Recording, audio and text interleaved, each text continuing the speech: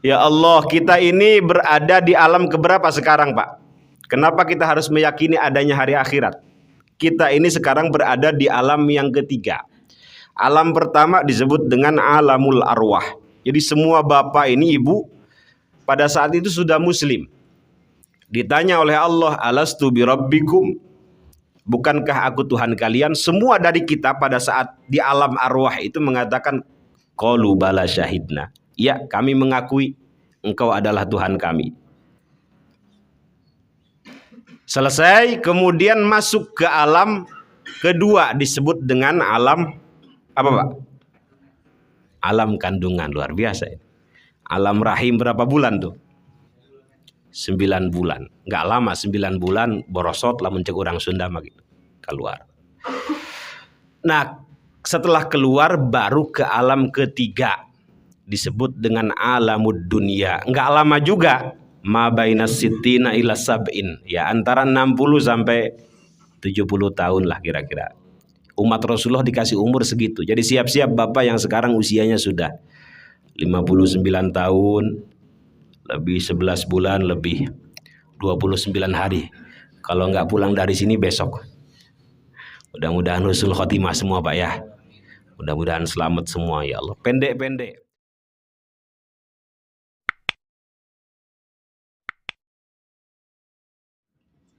Assalamualaikum warahmatullahi wabarakatuh.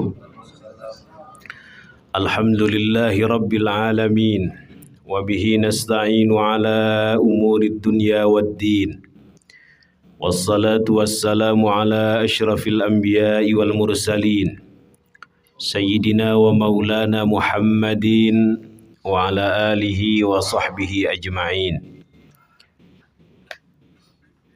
Mari sama-sama Bapak Ibu, Allahumma fakihna fid din wa 'allimna at-ta'wil. Allahumma inna nas'aluka ilman nafi'a wa amalan salihan mutaqabbala wa rizqan wasi'an halalan tayyiban mubaraka. Allahumma barik lana fi Rajab wa Sya'ban wa ballighna Ramadan birahmatika ya arhamar rahimin. Walhamdulillahi rabbil alamin. Amma ba'd. Yang mulia dan yang kami muliakan para alim, ulama, para guru, tuan guru, para sepuh, bini sepuh, para tokoh, terkhusus Al-Mukarram Ketua Badan Dakwah Indonesia Islam Al-Mukarram Bapak Haji Dasril beserta seluruh jajaran. Alhamdulillah dalam kesempatan yang mulia ini kita berkumpul setelah sholat zuhur berjamaah dalam kajian rutin Thalabul ilmi. Mudah-mudahan hadirnya kita di sini dicatat sebagai amal soleh, amal baik, amal ibadah yang dapat memperberat timbangan kebaikan kita di akhirat. Bagaimanapun kebaikan harus kita upayakan, Pak ya, sekecil apapun. Mudah-mudahan kebaikan kita lebih banyak daripada keburukan kita. Mudah-mudahan amal soleh kita lebih banyak daripada amal salah kita. Fa amma man thaqulat mawazinu fahuwa fi 'isyatir radiyah. Siapa yang amal solehnya lebih banyak, lebih berat daripada amal salahnya, maka berada dalam kehidupan yang diridhai Allah Subhanahu wa taala, artinya di surga. Fahuwa fi 'isyatir radiyah. Sebaliknya, naudzubillah, wa amma man khaffat mawazinu fa ummuhu hawiyah. Siapa yang amal buruknya, amal salahnya lebih banyak, lebih berat ketika nanti ditimbang di mizan daripada amal solehnya, amal baiknya terpaksa tempatnya di neraka hawiyah. Naudzubillah, summa naudzubillah. Kita mah tiap hari dengar neraka, kalau bisa jangan masuk neraka, Pak ya. Tiap hari dengar surga, kalau bisa masuk surga. Kalau bisa habis sholat jangan Allahumma lantas jalan wa ilaikal ngacir, jangan. Bukan bahasa Arab aja. Allahumma antas salam dulu, minta selamat ya Allah. Selamatkan kami, keluarga kami, keturunan-keturunan kami. Sehingga di waktu genting nanti pada yaumul mahsyar kita betul-betul mendapatkan keselamatan itu. Sebelum nanti saya menyampaikan tema yang tadi disampaikan oleh Bapak, ingin menyampaikan satu motivasi terkait keselamatan. Ada seorang ulama namanya Al-Imam Abu Ishaq Ash-Shirazi. Beliau punya karya besar Al-Muhadzab namanya. Kemudian disyarah lagi oleh Al-Imam An-Nawawi menjadi Al-Majmu. Ini kalau tangan kita seperti ini, kitabnya besarnya seperti ini. Al-Imam Abu Ishaq Ash-Shirazi ini punya kelebihan setiap malam sering bertemu dengan Rasulullah Sallallahu Alaihi Wasallam. Pernah satu kesempatan beliau bermimpi. Dalam mimpinya beliau bertanya kepada Rasulullah, "Ya Rasulullah, alimni kalimatin anju biha fil akhirah." Wahai Rasulullah, ajarkan kepadaku beberapa kalimat yang dapat menyelamatkan aku di akhirat. Kemudian Rasulullah Shallallahu Alaihi Wasallam menjawab saat itu dalam mimpinya, "Ya Syekh, utlubis salamah fi ghairik tajidha fi nafsik." Kalau pengen selamat, jangan pelit mendoakan orang lain selamat. Itu jawaban Rasulullah Shallallahu Alaihi Wasallam dalam mimpi tersebut. Ini kalau dikembangkan, kalau pengen berkah, jangan pelit mendoakan orang lain keberkahan. Kalau pengen anak keturunan kita soleh solehah, jangan pelit mendoakan anak keturunan orang lain soleh dan solehah juga. Kira-kira begitu. Kalau pengen selamat di akhirat, jangan pelit mendoakan orang lain juga mendapatkan keselamatan. Dulu guru saya ngajarin, kalau habis sholat istighfarnya kalau bisa jangan untuk diri sendiri saja. Astagfirullahaladzim, masih untuk diri sendiri Pak ya. Tambahin wali walidayya katanya begitu. Kedua orang tua kita, wali ikhwanina, saudara-saudara kita, wali jami'il muslimina wal muslimat wal mu'minina wal mu'minat al ahya'i minhum wal amwat. Itu dalam hadis sahih dikatakan, Rasulullah mengatakan, ma min abdin yad'u li akhihi bi dhahril ghaib illa qala al malakul muwakkal walaka bimithlin. Tidak seorang hamba muslim mendoakan muslim lainnya tanpa sepengetahuan mereka, melainkan malaikat muwakkal mengatakan walaka bimithlin, engkau pun akan mendapatkan yang semisal dengan apa yang engkau doakan. Kita mengistighfarkan, memohonkan ampun kepada Allah untuk orang tua kita yang nggak ada di sini atau yang sudah meninggal, untuk saudara-saudara kita yang nggak kelihatan, untuk seluruh kaum muslimin dari mulai Nabi Adam sampai hari kiamat. Berapa miliar orang tuh Pak yang kita mintakan ampun. Kata malaikat walaka bimithlin, engkau pun akan mendapatkan ampunan atau pahala istighfar sebanyak yang engkau doakan. Kira-kira caranya begitu Pak Haji. Kalau pengen selamat, doakan orang lain selamat. Kita ini petot kalau orang Sunda bilang, gak bisa kita andalkan amal kita kecuali mendoakan orang lain. Ada seorang ulama sufi namanya Ma'ruf Al-Karhi, minimal setiap hari kita berdoa 10 kali dengan redaksi Allahumma arham ummata sayyidina Muhammad. Bisa hafal Pak Haji? Allahumma arham ummata sayyidina Muhammad. Kata beliau, siapa yang membaca ini 10 kali kutiba minal abdal, dicatat sebagai wali abdal katanya begitu. Allahumma ya Allah irham, kasihanilah, rahmatilah, sayangilah umat Rasulullah Sallallahu Alaihi Wasallam. Ada satu ayat dalam Quran, mungkin ini akan kita sambungkan dengan Ramadan ya. Insya Allah Bapak semua hafal ayat ini. Ulaika ala hudan mir rabbihim wa ulaika humul muflihun ya. Ayat keberapa itu Pak? Kelima apa keempat surat Al-Baqarah itu. Saya mau tanya, tujuan disyariatkannya puasa ini apa Pak? Tujuan pokok disyariatkannya ibadah puasa ini. Takwa Pak ya, betul. Takwa bukan takut sama yang tua, bukan. Jadi betul-betul takwa. Ya ayyuhalladzina amanu kutiba alaikumusiyam kama kutiba alal ladzina min qablikum la'allakum tattaqun. Menggunakan fi'il mudhari itu, tattaqun. Tujuannya agar kita selalu dan terus-menerus bertakwa. Nah, dalam Quran disebutkan beberapa tipologi atau ciri tanda orang-orang bertakwa. Salah satunya dalam surat Al-Baqarah ayat 1 sampai 5 tadi itu. 4 apa 5 Baca? Alif lam mim dzalikal kitabu la raiba fihi hudal lil muttaqin. Inilah atau itulah Alkitab yang tidak ada keraguan di dalamnya, hudal lil muttaqin, sebagai petunjuk bagi orang-orang yang bertakwa. Nah, ciri atau tipologi orang bertakwa dalam ayat ini yang pertama alladzina yu'minuna bil ghaib. Yang pertama adalah orang yang selalu dan terus-menerus beriman kepada yang gaib, maksudnya kepada Allah, kepada malaikat, kepada kitab-kitab samawi dan seterusnya. Ini ciri yang pertama, menggunakan fi'il mudhari, kata kerja yang sedang dilakukan dan akan dilakukan. Berarti yufidul istimrar, memberikan faidah terus-menerus. Berimannya tidak hanya pada saat ini saja, tetapi sepanjang masa. Itu baru ciri orang yang bertakwa. Ciri yang pertama, alladzina yu'minuna bil ghaibi. Yang kedua, wa yuqimunas shalah. Menggunakan yuqim, tidak sekedar mendirikan tetapi menegakkan. Nilai-nilai salat tidak hanya ada di masjid, tidak hanya ada di mushola, tetapi ada di kantor, di pabrik, dalam pergaulan, dalam ucapan, dalam sikap.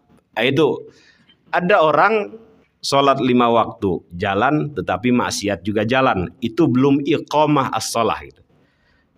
Belum iqamah as-shalah. Karena di antara faidah sholat yang betul-betul ditegakkan adalah tanha anil fahsya'i wal munkar.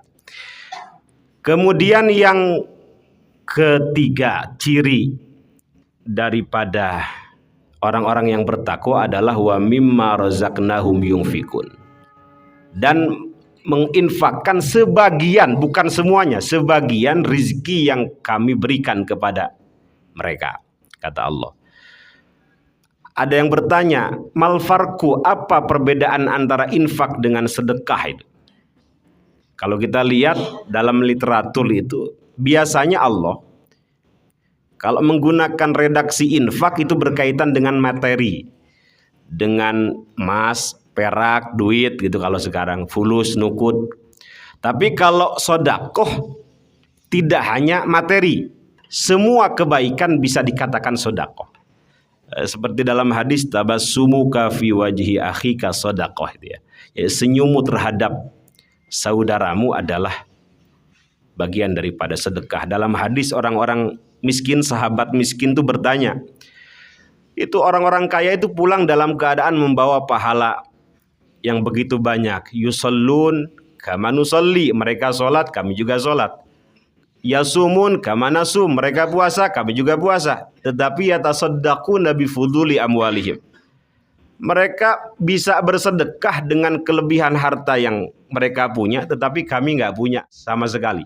Terus dengan apa kami bersedekah? Kemudian Rasulullah Shallallahu Alaihi Wasallam menjawab, bukankah satu tasbih yang engkau sampaikan itu bagian daripada sedekah? Bukankah tahmid yang engkau baca alhamdulillah itu bagian daripada sedekah? Bukankah tahlil la ilaha illallah yang engkau baca itu bagian daripada sedekah? Jadi ini motivasi Rasulullah bagi orang yang secara materi tidak punya, gitu ya. Jangan khawatir, kata beliau, semua kebaikan termasuk zikir-zikir yang tadi adalah bagian daripada sedekah. Jangan sampai, kata beliau, hari-hari kita tidak bersedekah sama sekali. Inna sadaqah la tudfi'u ghadabar rabb wa tadfa'u mitatassu. Sedekah mampu menghindarkan pelakunya dari kemurkaan Allah, dari kemarahan Allah, dan mampu menghindarkan pelakunya dari kematian yang su'ul khotimah, kematian yang buruk. Ini ciri yang bertakwa yang keberapa tadi Pak? Ketiga Pak ya? Masih ada yang sholat ya? Ciri selanjutnya walladzina yu'minuna bima unzila ilaika wa ma unzila min qablik. Orang-orang yang selalu dan terus-menerus beriman kepada Al-Quran dan kepada kitab-kitab yang diturunkan sebelum Al-Quran. Ya Zabur yang masih asli, Taurat yang masih asli, Injil yang masih asli, termasuk Suhuf Ibrahim wa Musa itu dalam surat Al-A'la Al-Ghasyiyah ya, Al-A'la, Suhufu Ibrahim wa Musa. Kalau ada orang Islam tidak beriman kepada kitab-kitab samawi ini, dapat dikatakan atau dipastikan bukan orang yang bertakwa, bahkan al-khuruj minal Islam, dikatakan dia keluar daripada Islam. Selanjutnya, wabil akhirati hum yuqinun. Udah berapa itu Pak? Udah 4, berarti ini yang kelima. Ciri orang bertakwa adalah dengan akhirat itu terus menerus meyakini. Itu banyak dalam hadis Rasulullah sering menggunakan kata akhirat. Mangkana yu'minu billahi wal yaumil akhir. Karena ada orang yang gak percaya dengan hari setelah kehidupan ini Pak. Ya udah, kalau udah mati aja, nggak ada hari pembalasan, nggak ada hari kebangkitan, mati aja. Makanya Rasul sering mengatakan mangkana yu'minu billahi wal yaumil akhir falyukrim dhaifah gitu ya. Siapa yang beriman kepada Allah dan hari akhir. Kenapa malaikat nggak disebut? Kenapa kitab-kitab nggak disebut? Karena ada orang yang nggak percaya dengan hari setelah kehidupan di dunia ini. Siapa yang beriman kepada hari akhir, falyukrim dhaifah, muliakan tamunya. Falyakul khairan aw liyasmut, kalau tidak bisa bicara baik, liyasmut, lebih baik diam, dan seterusnya. Ya Allah, kita ini berada di alam keberapa sekarang Pak? Kenapa kita harus meyakini adanya hari akhirat? Kita ini sekarang berada di alam yang ketiga. Alam pertama disebut dengan alamul arwah. Jadi semua bapak ini, ibu pada saat itu sudah muslim. Ditanya oleh Allah, alastu birabbikum, bukankah aku Tuhan kalian? Semua dari kita pada saat di alam arwah itu mengatakan qalu bala syahidna. Ya, kami mengakui engkau adalah Tuhan kami. Selesai, kemudian masuk ke alam kedua disebut dengan alam apa Pak? Alam kandungan, luar biasa. Alam rahim berapa bulan tuh? 9 bulan. Nggak lama, 9 bulan borosot lah mencek orang Sunda gitu. Keluar. Nah, setelah keluar baru ke alam ketiga. Disebut dengan alamud dunia. Nggak lama juga. Ma baina sittina ila sab'in. Ya, antara 60 sampai 70 tahun lah kira-kira. Umat Rasulullah dikasih umur segitu. Jadi siap-siap Bapak yang sekarang usianya sudah 59 tahun, lebih 11 bulan, lebih 29 hari. Kalau nggak pulang dari sini besok. Mudah-mudahan husnul khotimah semua Pak ya. Mudah-mudahan selamat semua ya Allah. Pendek-pendek. Tetapi jangan khawatir. Banyak amalan-amalan tadi disebutkan. Di dalam Islam meskipun usia umat Rasulullah ini pendek-pendek, tetapi kalau mengamalkan amalan yang ada di dalam Islam itu bisa melebihi umurnya, seperti Lailatul Qadar itu. Jadi kalau kita memakmurkan Asyrul Awakhir, meskipun Rasulullah tidak menentukan waktunya di hari apa, memang isyaratnya di hari-hari ganjil. Tapi kalau kita genapkan dari 20 sampai 30 hari itu, insya Allah, karena Lailatul Qadar datangnya pada Asyrul Awakhir itu, insya Allah kita mendapatkan pahala khairun min alfi syahrin. I'tikaf kita yang normatifnya berapa itu? 10 kebaikan diampuni, 10 kesalahan. Tetapi kalau bertepatan dengan malam Qadar, khairun min alfi syahrin. Pahala i'tikafnya lebih baik, lebih besar, lebih mulia daripada i'tikaf selama 1000 bulan, 84 tahun. Baca Quran normatifnya berapa pahala itu Pak Haji? 10 kebaikan, 1 hurufnya diampuni, 10 kesalahan. Tetapi kalau baca Quran dan itu bertepatan dengan malam Qadar, khairun min alfi syahrin, 1 hurufnya lebih baik atau dapat pahala khairun min alfi syahrin. Itu yang disebut oleh guru kami Kiai Ali Mustafa Yakub dengan mega bonus Ramadan.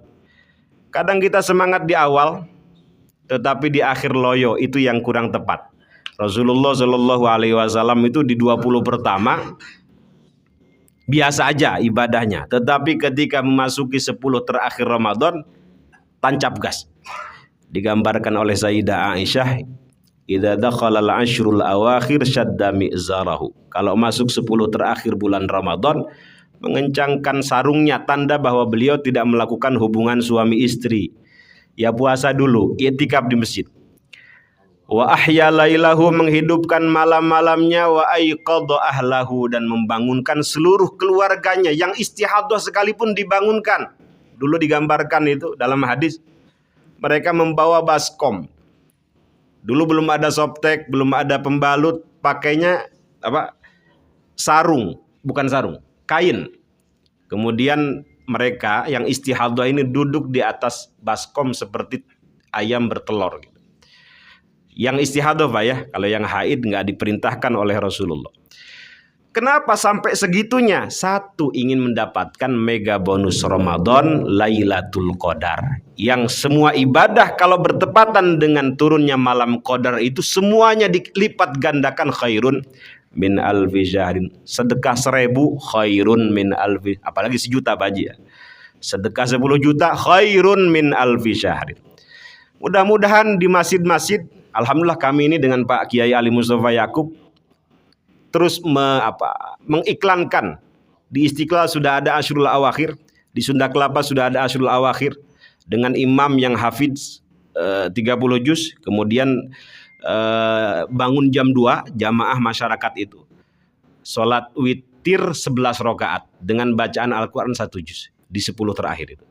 Mudah-mudahan di sini atau di mana diadakan Baji. Tidak lain dan tidak bukan, umur kita ini pendek-pendek, ma baina sittina ila sab'in, antara 60 sampai 70 tahun. Kalau enggak semangat di Ramadan, mau semangat di kapan lagi, Pak? Baik, itu salah satu wasilah agar kita mendapatkan keberuntungan tadi itu. Saya lanjutkan dulu, Pak ya.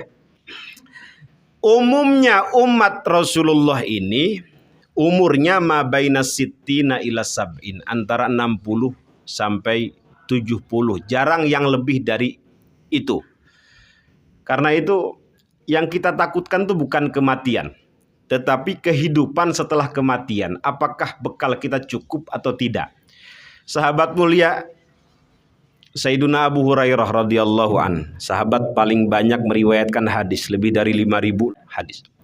Dan beliau didaulat oleh Rasulullah sebagai Sayyidu Ashabis Suffah, pemimpinnya orang-orang yang tinggal di emperan Masjid Madinah.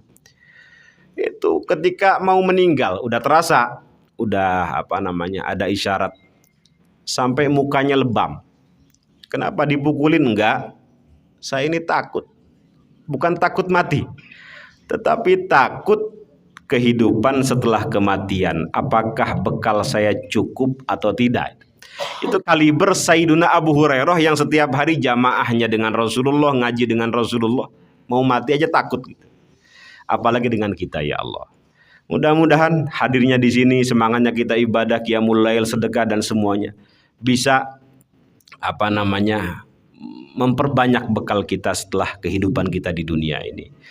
Ada satu amalan mungkin ya yang dapat memperberat timbangan kebaikan kita di akhirat. Mudah-mudahan bisa diamalkan jadi hadiah. Itu dalam hadis, kalimatani khafifatani 'alal lisan, tsaqilatani fil mizan, habibatani ilar rahman. Itu ya. 2 kalimat yang ringan diucapkan, sangat dicintai oleh Ar-Rahman, dan kalau ditimbang 2 kalimat ini di mizan dapat memperberat timbangan kebaikan kita di akhirat. Apa Pak? Subhanallah wa bihamdihi subhanallahil azim. Mari sama-sama Pak. Subhanallah wa bihamdihi subhanallahil azim. Subhanallah wa bihamdihi subhanallahil azim. Minimal setiap hari 100 kali. Di mobil bisa Pak? Di motor? Yang penting jangan nabrak aja. Sekarang ada tasbih elektrik, tasbih itu? Digital itu. Apalagi dalam hadis, siapa yang baca subhanallah wa bihamdihi subhanallahil azim, ghurisat lahu nakhlatun fil jannah, ditumbuhkan baginya 1 pohonan di surga. Baca 1 kali 1 pohon tumbuh untuk kita di surga, 2 kali 2 pohon untuk kita ditumbuhkan di surga. Pertanyaannya, surga udah ada apa belum Pak?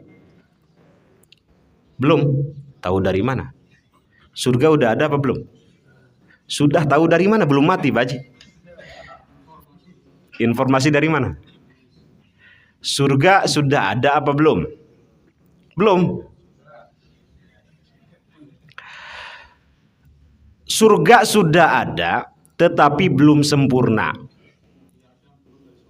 Nabi Adam turun dari surga. Betul, salah satu dalil. Jadi jawabannya begini, surga udah ada apa belum? Sudah, tetapi belum sempurna. Siapa yang menyempurnakan? Manusia. Ustadz kok ngomong aja, argumennya apa? Dalam surat Ali Imran, nanti lanjutannya. Wasari'u ila maghfiratim mir rabbikum wa jannatin arduhas samawati wal ardu uiddat lil muttaqin. Uiddat menggunakan fi'il apa itu, Pak?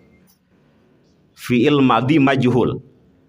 Fi'il madhi majhul. Kalau diartikan telah disiapkan untuk siapa? Lil muttaqin. Telah, fi'il madhi kata kerja yang sudah berlalu. Artinya surga sudah ada dan disiapkan untuk orang-orang yang bertakwa. Tetapi kata para ulama belum sempurna. Yang menyempurnakan siapa? Tuh yang lagi bangun masjid, tuh yang senang hadir di majelis taklim, tuh yang senang sedekah. Dia sedang membangun kafling rumahnya sendiri di surga. Argumennya dari hadis tadi itu, siapa yang baca subhanallah wa bihamdihi subhanallahil azim ghurisat lahu nakhlatun fil jannah. Yang baca satu kali ditumbuhkan baginya satu pohonan di surga. 1000 kali Bapak punya hutan di surga. Sama seperti hadis man bana masjidan banallahu baitan fil jannah itu ya.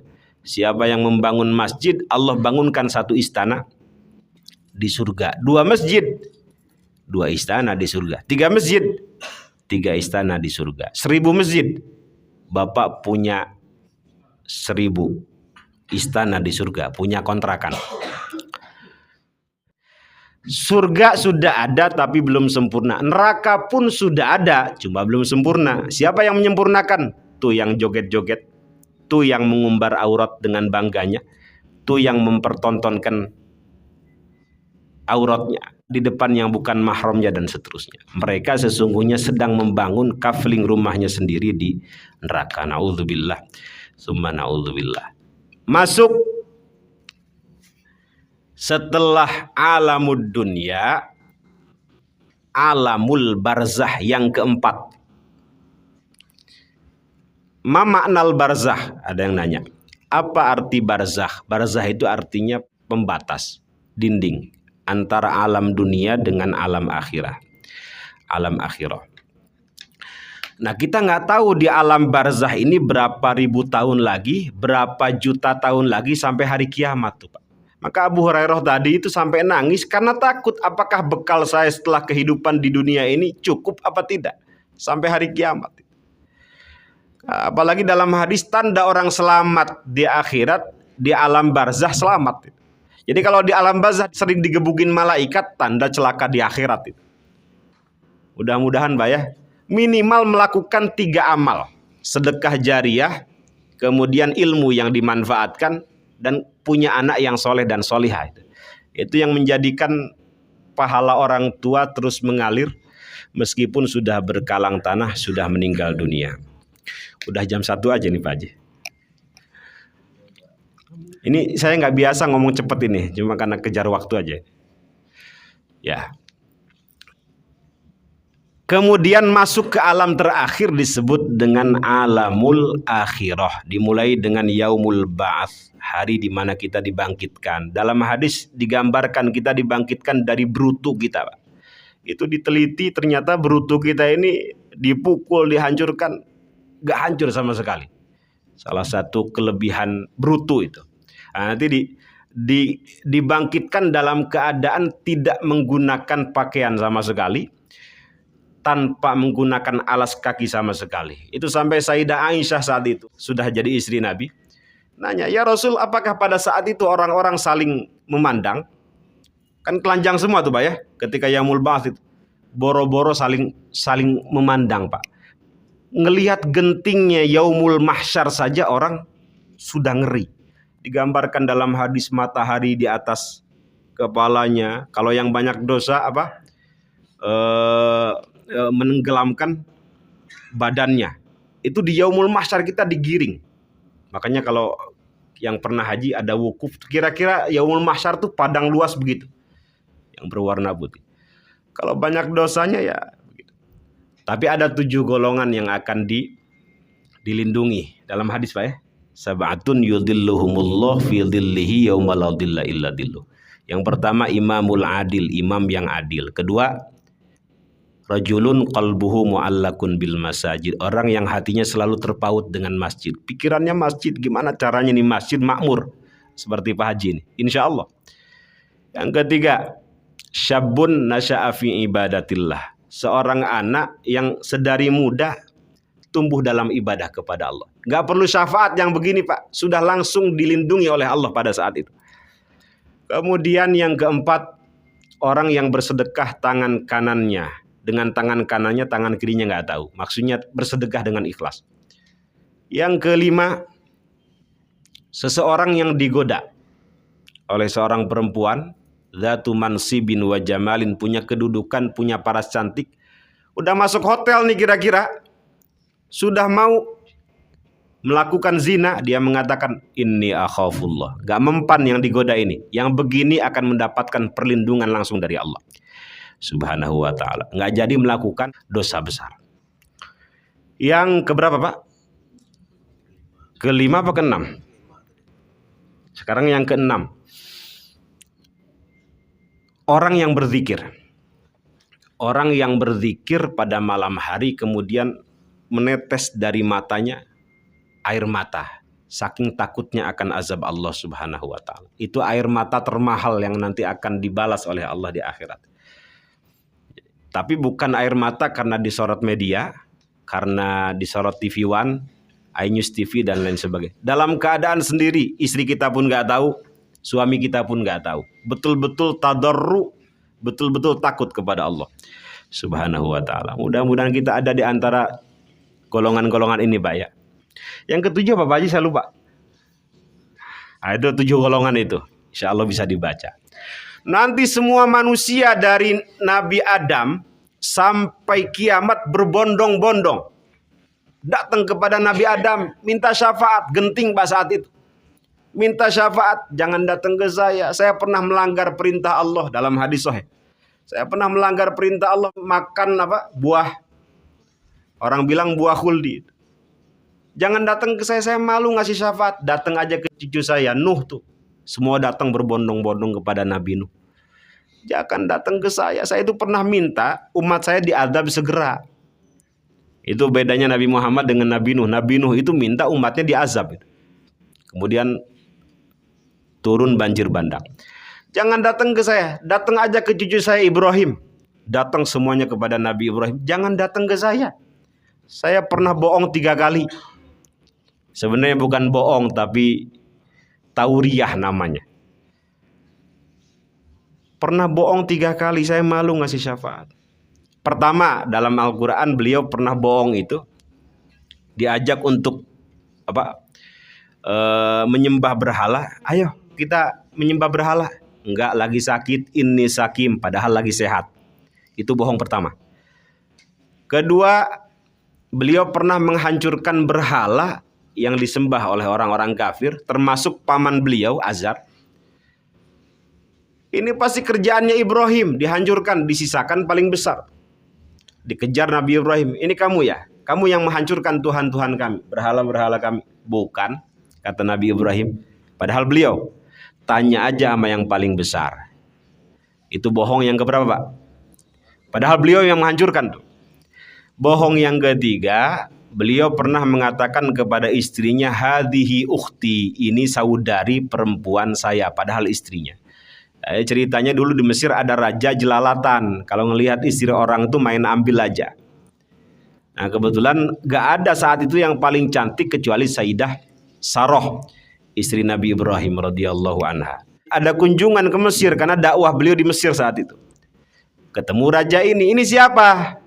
Nabi Ibrahim saat itu udah paham, kalau saya bilang ini istri saya pasti diambil tuh.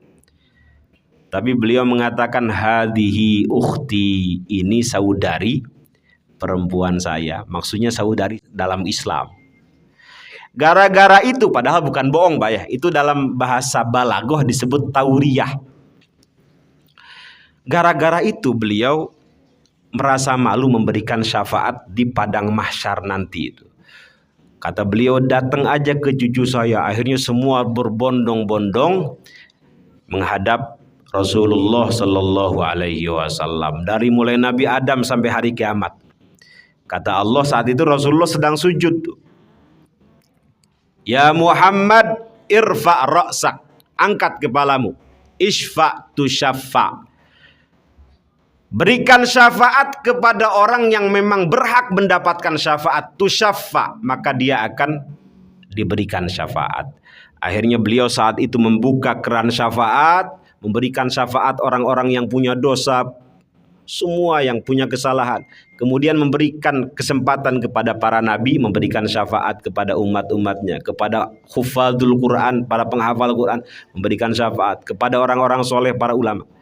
Maka pada saat itu Rasulullah disebut dengan Al-Fatih, orang yang membuka keran syafaat. Kata beliau, selesai, udah selesai Pak. Maka ada salawat Fatih itu Pak. Allahumma sholli ala Sayyidina Muhammadinil Fatihi lima ughliqa wal khatimi lima sabaqa dan seterusnya.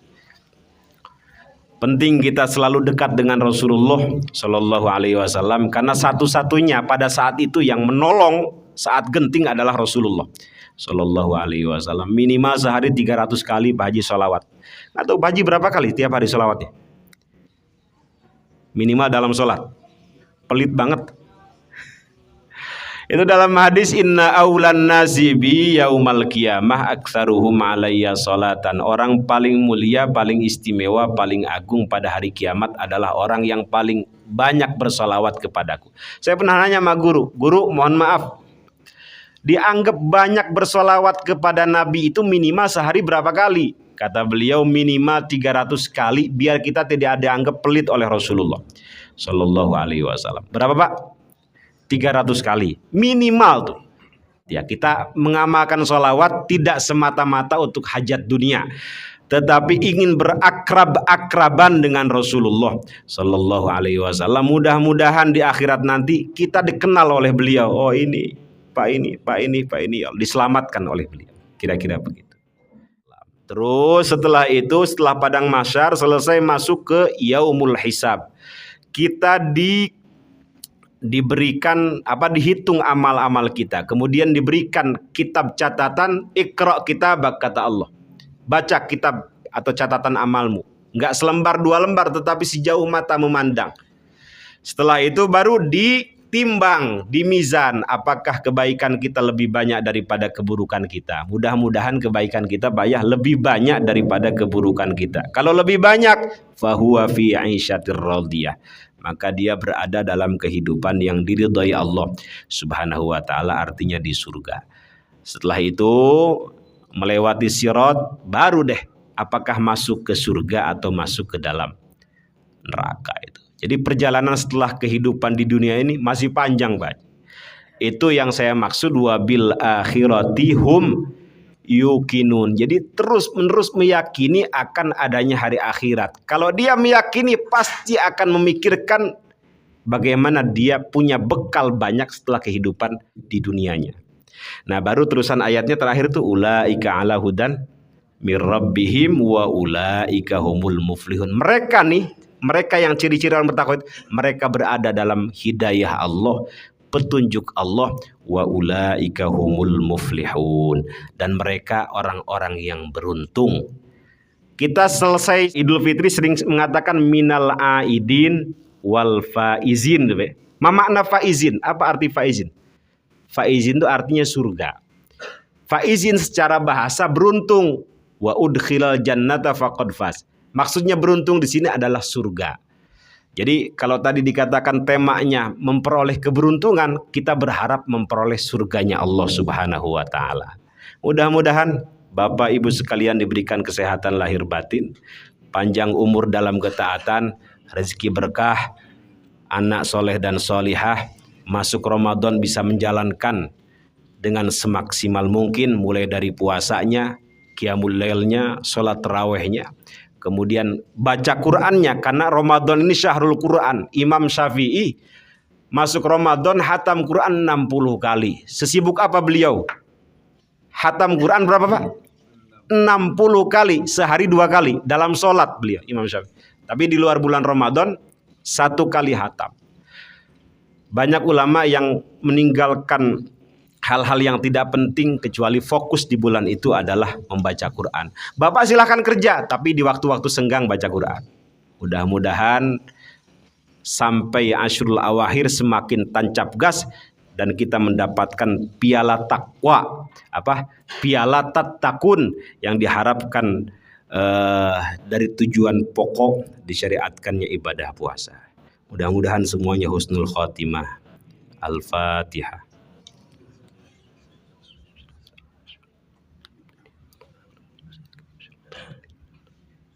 Assalamualaikum warahmatullahi wabarakatuh.